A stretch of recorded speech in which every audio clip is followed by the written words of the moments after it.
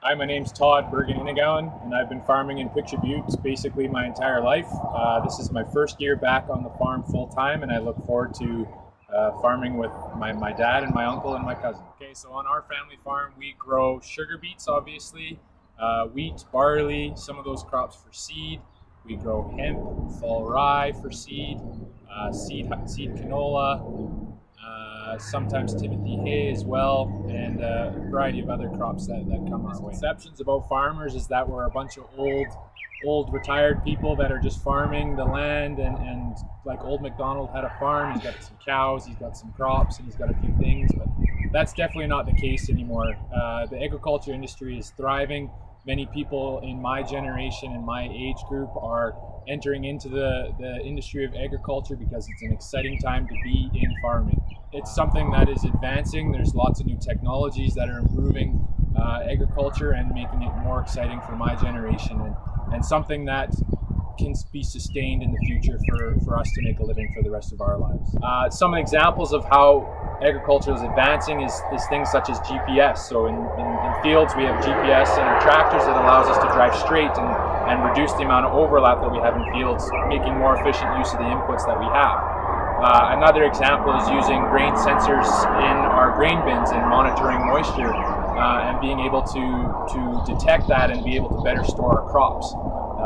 Other examples also include drones, for example. We use drones on our farm to detect certain areas that are in the field that may be problems or something we should look at a little closer. So there's a lot of different technologies in farming. Another important technology that is advancing is our cell phones. On our cell phones, we're capable of doing a lot of things. For example, all of our irrigated equipment can be controlled and operated from our cell phones. So that enables us to control our fields, the irrigation on our fields better and from a longer distance, saving us fuel, time, and gas to better manage our crops. So farmers are changing their management practices so that they have less impact on the climate.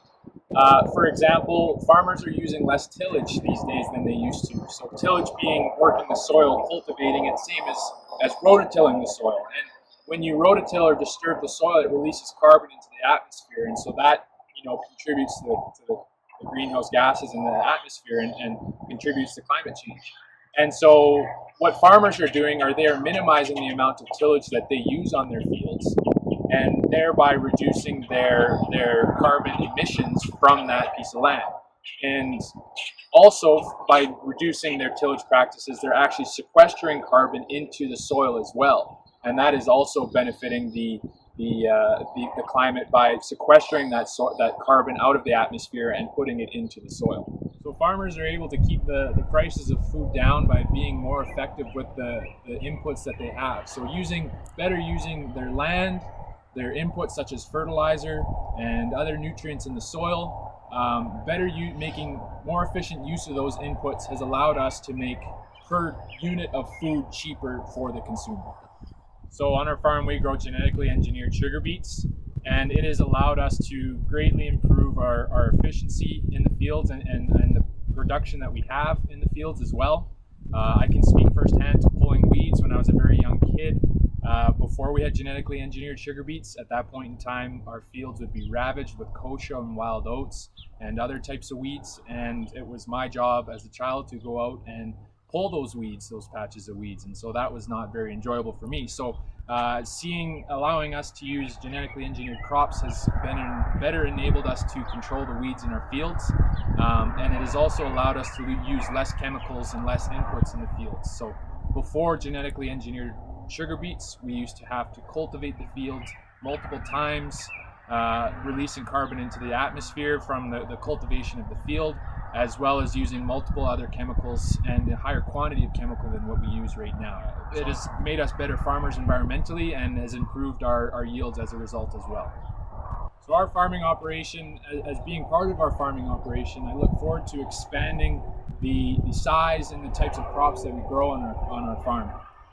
I know the way that it was passed down to me, or will be, in the process of passing down to me, I'd like to pass it on to my children and hopefully for generations to come. So in order to do that, we'd like to make it, a very strong farm and able to withstand future generations to live off of it as well. So that's where I see it going for our farm, and what I hope that I can contribute to our farming operation.